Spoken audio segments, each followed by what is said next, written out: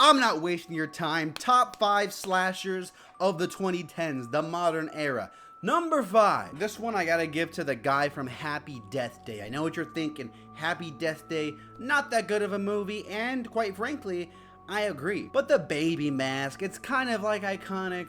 Maybe I can't think of a 5th one, so that's why we're here. But I like the whole gimmick of Happy Death Day, and I think the films actually aren't terrible. There are some fun moments about them, and the actual killer itself, the baby guy, it's a cool mask, it's a cool idea. I don't know, I couldn't think of a 5th one. Let me know what you think one needs better. Leave me alone, get off my back. Number 4, The Grabber. Dude, The Black Phone, freaking awesome movie. I wanted to go with like slashers too. I didn't want to go with like the guy from Split, because he doesn't really slash that much, you know?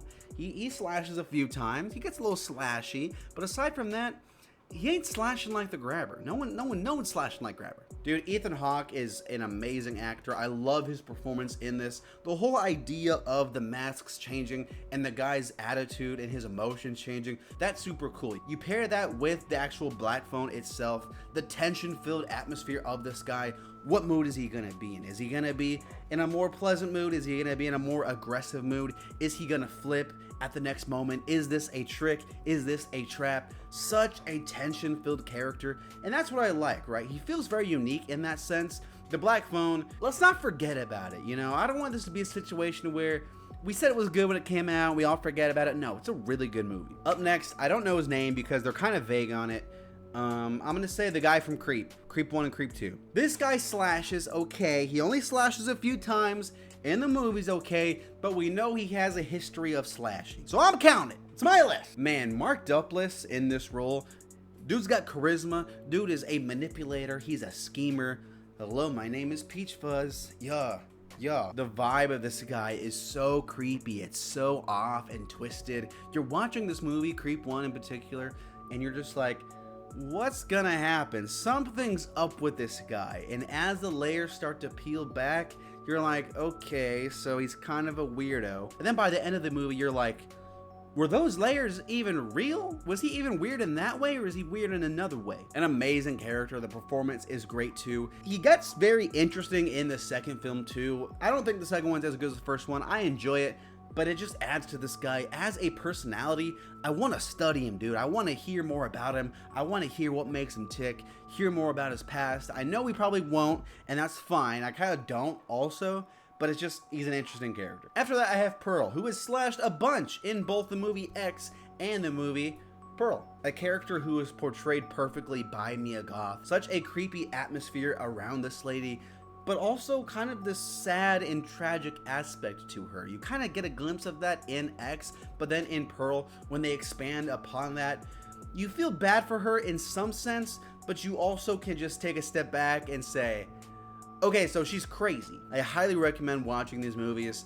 Not with your family, that's for sure. Especially not X. Don't watch it with your family. Some weird ass stuff in these movies, but they're both good movies. The character study of Pearl, that kind of is these two movies.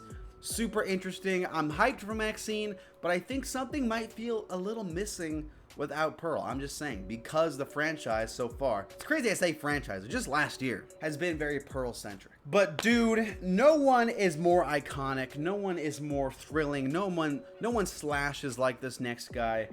The most iconic, I think, modern slasher character who has the potential to one day jump up in the ranks of Freddy Krueger, Michael Myers, Jason, all those guys, Leatherface.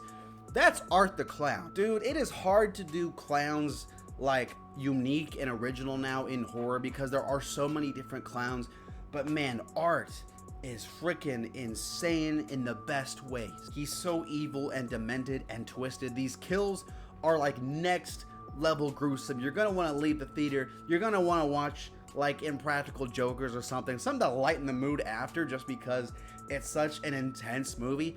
But what I like about it, it's not just like shock factor. It's not just like that's all he is he kills people in these really gruesome ways. The performance is cool, and there are some legit hysterical moments from this guy, even though he never says a word. He hits you with these facial expressions that are classic. They get you throughout the whole entire movie, and it perfectly balances that with being tension filled. Is this guy gonna make me laugh, or or is he gonna make me cringe and cry and be depressed? Such an amazing villain. I'm hyped for Terrifier 3, but I'm also dreading watching it, you know? If you get me, if you've seen Terrifier, Terrifier 2, you know what I mean. Let me know what slasher villains you like from the 2010s, the modern era. Thanks for watching. New videos every day. Hit that subscribe button.